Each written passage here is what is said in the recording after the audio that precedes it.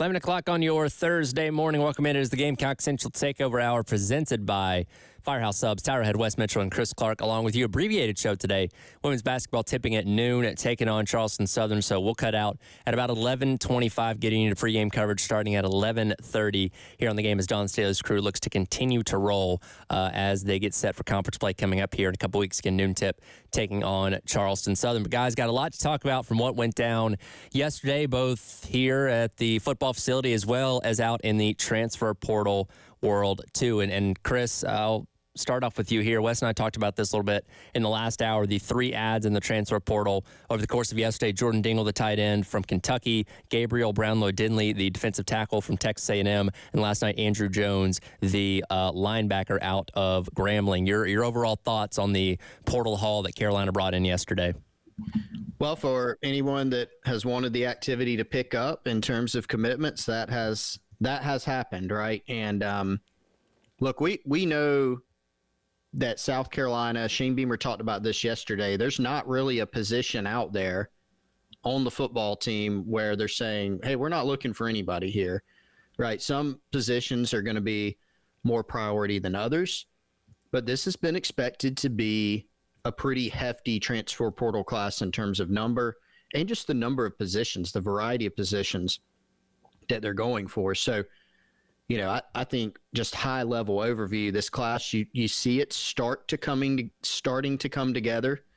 There's a lot more needs out there. There's more time to go in the portal. We've got bowl games, we've got college football playoff. We got kids jumping in between that time. There's more time for kids to jump in. There's more visits scheduled for this weekend, as Beamer laid out yesterday during his press conference. So a lot more activity to go. But again, starting to come together. Really like these 3 pickups for South Carolina as well. Andrew Jones is kind of, it was funny. A lot of jokes came out when he hit the portal of like, go get this guy. He looks like Demetrius Knight, right? And, you know, it's going to be hard to replace D Knight in a bunch of ways. But this is a guy that's very productive. He's athletic, good-looking prospect, productive prospect. Gabriel Brownlow-Dinley reminds me of Monkel Goodwine. The acquisition of Monkel Goodwine, that is, last year, because he's a guy that was a former big-time prospect, played for a big-time program that is recruited very well, has not really lived up to the production that people thought that he may, but maybe a fresh start, change of scenery will be good for him. No doubt this is a talented guy, and that's a huge position of need. And then Jordan Dingle is a guy that just very familiar with South Carolina. They're very familiar with him.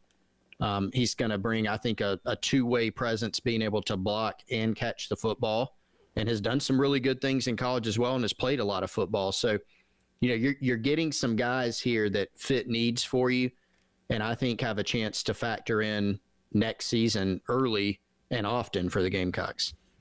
Yeah, Chris, you just did, but let's dive a little bit more into each guy. I think when we start to sort of put these guys in kind of categories or boxes compared to some other players, like you mentioned, Dindy compared to Monkel, to me, I look at Jordan Dingle, and he kind of fits this South Carolina MO that we've seen where how much did we talk about the added depth for this program and this team going into this 2024 season? And I think when you look at what they're trying to do on the offensive line with the guys they've brought in, of course, already have Nick Sharp pledged there from over the weekend, and then you look at Dingle at tight end, like it very much seems like there is a priority to make sure there is not just depth, because not all depth is created equal. There's quality depth at as many positions as you can possibly stand to sort of have on this roster. And when I look at Dingle, I'm like, okay, veteran player, has proven he can do it at the SEC level, will come in. Obviously, you lose Josh Simon out of that room. I think Dingle steps right in as kind of one of those little co-starters in that kind of trio you have there with Brady and, of course, Michael Smith. So I think for Carolina, Dingle also, you watch what he did a few years ago when Will Levis was his quarterback. I actually think there's still some upside there to go for what he could be as a player, even though he is an older guy. Yeah, and that's, I was thinking about that earlier too, listening to Shane Beamer and his press conference. He talked about one of the reasons that South Carolina was good last year was because they were an older team. They were watching Jordan Deagle's 2022 highlights, Wes, when you're right, Will Levis was his quarterback, and, he had his most productive season there. He can catch the ball. He can run routes for you. But I also go back to what I said earlier in that South Carolina really seems to feel like he's going to be able to help them in the run game too. We know that Dow Loggins, when he was here as the OC, liked to use the tight end, and it was an important part of the offense, not only from a pass game standpoint, but in the run game as well. You would think that Mike Shula is probably going to keep some of that within the structure of his offense too next season. So, again, this is not a pickup maybe that people are going to get as fired up about as if South Carolina say they landed Justice Haynes at running back, right, from Bama. No, they're not going to get as fired up. But I think just a really sneaky, almost good pickup in that, like you said, this is a guy that's just played a lot of football, and I think will give you a veteran presence there. And when talking about Brownlow Denley, and again, you made the reference to him being very similar to Monkel Goodwine in terms of what the acquisition is and what he had done previously at his prior school. And defensive line, the interior of the defensive line is the one area we've been talking about really this entire season. Is like, man, this has been a great year, but after this year, you're losing so much talent. You're going to have to really go out there and be aggressive in the portal. And this is one get, and there's probably going to be several more. But in terms of what this guy was coming out of high school, and Wes ran through, where he ranked nationally at the state of Florida and all that kind of stuff, that, his upside potential is very, very high. Obviously, Traven Robertson will get his hands on him and allow him to develop, and he's certainly going to get his opportunities to play next year, given the depth on the defensive line as of right now. And again, he's a guy that, much like Goodwine, you hope when he gets in here, you see that potential of what he was coming out of high school. Yeah, I mean, Goodwine, a former top 100 kid, had offers from everywhere, signed in time for spring ball, and really did some nice things and saw probably more playing time than any of us were anticipating, even in a group at defensive tackle that had a good bit of depth, right, throughout the season. So he's certainly going to be counted on more next year. Well, you look at Brownlow Dendy, even higher rated prospect than Goodwine was out of high school. A big kid who can move, was an All-American type guy, another one that had offers from everywhere, was committed to Lincoln Riley at Oklahoma before he took the Southern Cal job, then moved his commitment over to A&M, and again, had a bunch of offers. South Carolina knew about him. South Carolina recruited him. Torian Gray's hometown is Lakeland, where Brownlow Dendy is from.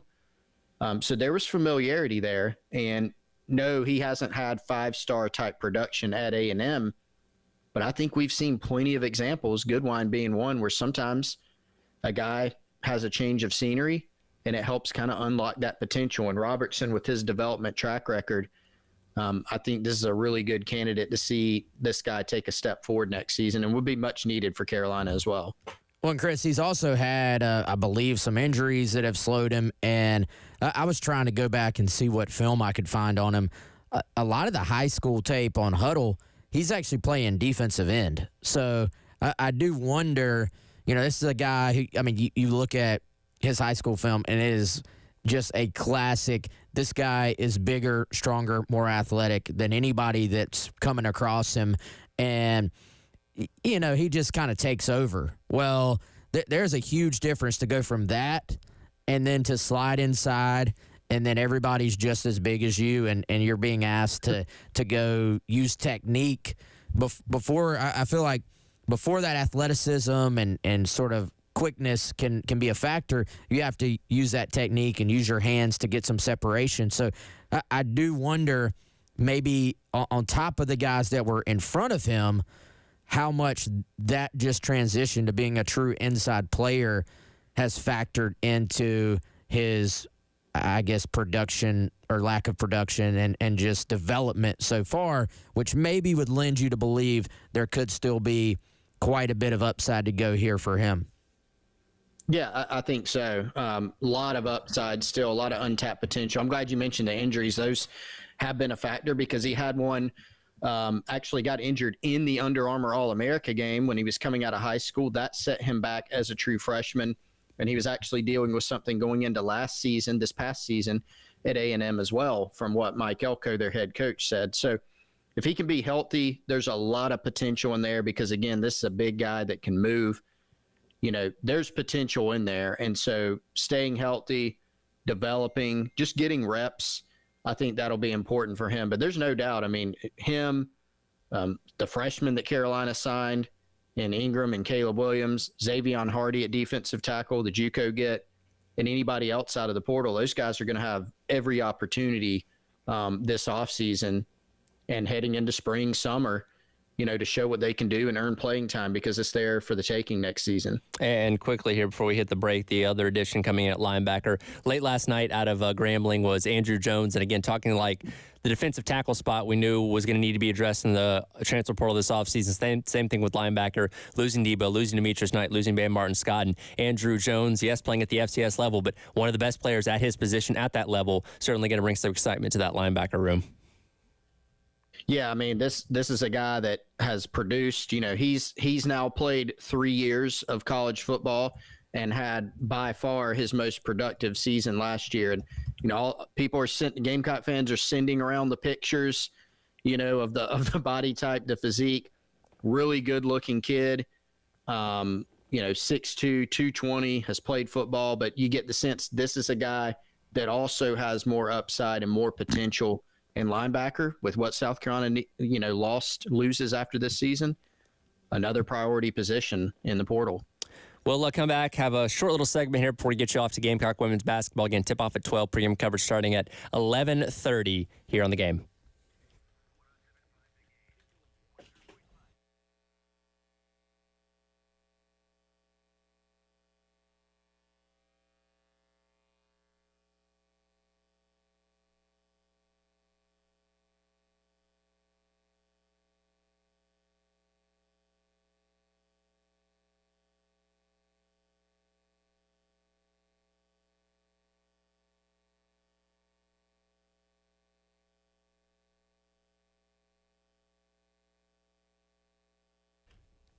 This episode and every episode of the Gamecock Central Takeover Hour brought to you by our friends at Firehouse Subs. 15 locations located conveniently around the Columbia area for you. Go check them out today as we get closer to lunchtime. We had a great time out at the Casey location yesterday and tried the new French dip. You should go do the same. It is premium roast beef, caramelized onions, melted Swiss, and provolone cheeses, all topped with Italian seasoning.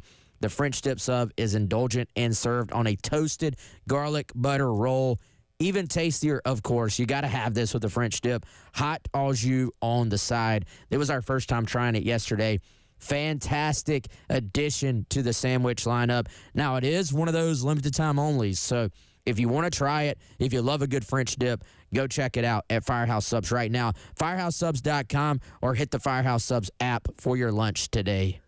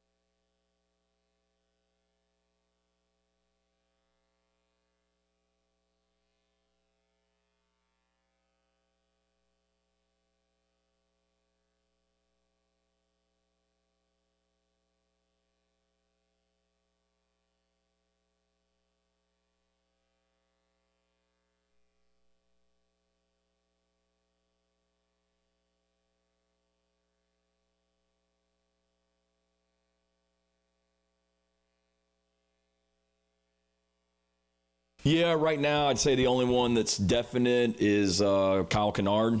Don't believe that he's going to play from what he's conveyed to me.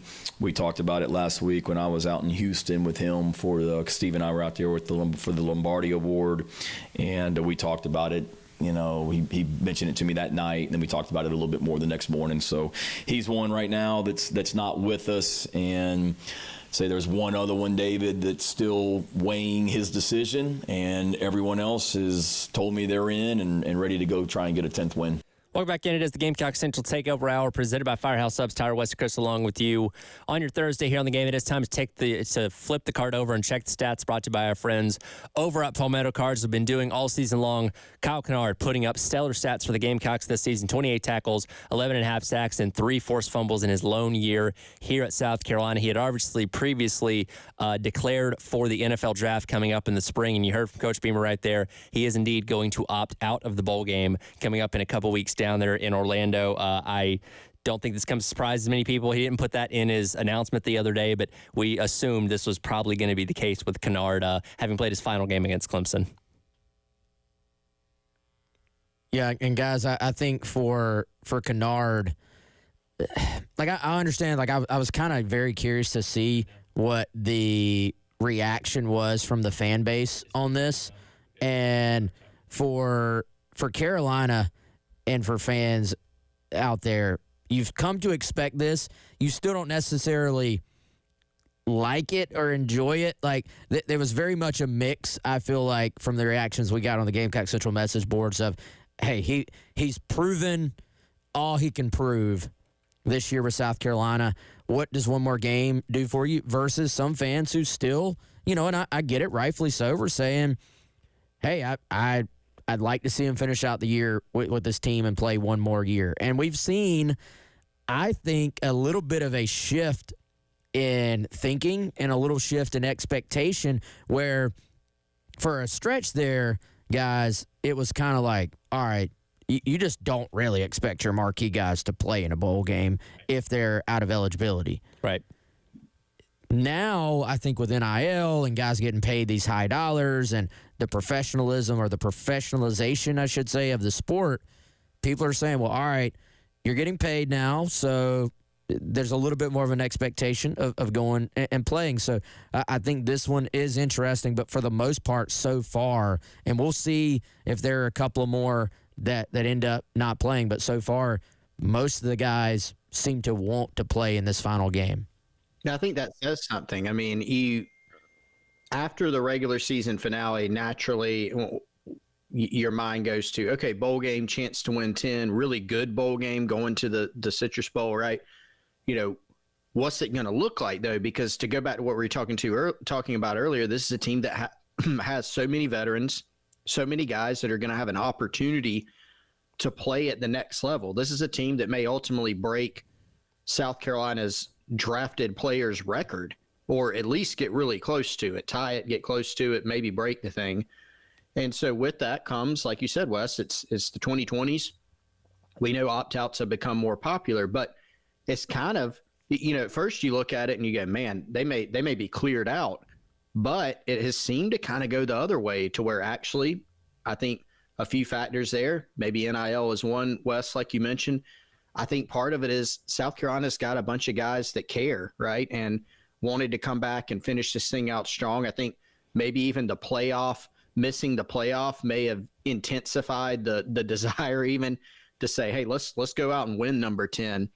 So I think as it turns out, it's probably going to end up – Kennard might not be the only one, right, and Beamer mentioned that yesterday, but ultimately they may be closer to full strength than maybe we would have thought heading into the bowl game. Yeah, I would assume maybe Eamon Worry is the other one that's potentially on the fence about it, again, because he's likely going to be drafted pretty high and somebody that's thought of as one of the best, safeties in the entire country. So that could be a possible option. Doesn't mean he's going to or not, so we'll have to see there. There is one other player that I won't say just because I was told in confidence that is on the fence about playing as well, from addition to the guys we talked about. But, yeah, for the most part, guys are going to play. And an interesting point, we don't have time to dive completely into it, but Robbie Ashford, who has entered the portal and is taking some visits, this is the first time we've seen a situation where a guy has announced he's entering the portal, but is going to be able to play in the game. And it was one of those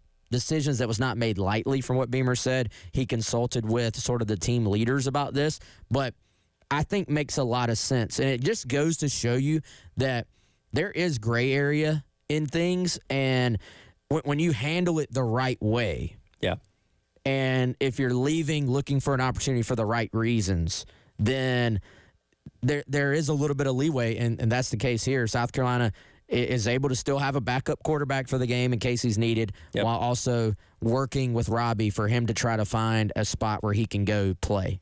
Yeah, I think I saw he was visiting with UNLV the other day or something like that prior to their bowl game. Yeah, Dan Mullen getting hired out there would make a lot of sense given the kind of offense we expect him to run out there. But yeah, he'll be available for the Citrus Bowl coming up here in a couple weeks as well. We'll have plenty of talk about the college football playoff coming up tomorrow as we get you set for those games, starting on Friday night with Indiana and Notre Dame, and then the games running through the weekend as well. And also maybe talk a little bit of Christmas, too, as we wrap up the week, getting you set for the holidays coming up next week. That'll do it for today's edition of the Gamecock Central Takeover Hour, presented by Firehouse Subs. Coming up next, it is Gamecock women's basketball. Brad Muller will be on the call as a tip against Charleston Southern coming up at noon on your Thursday. A little businessman special edition of Gamecock women's basketball here on the game.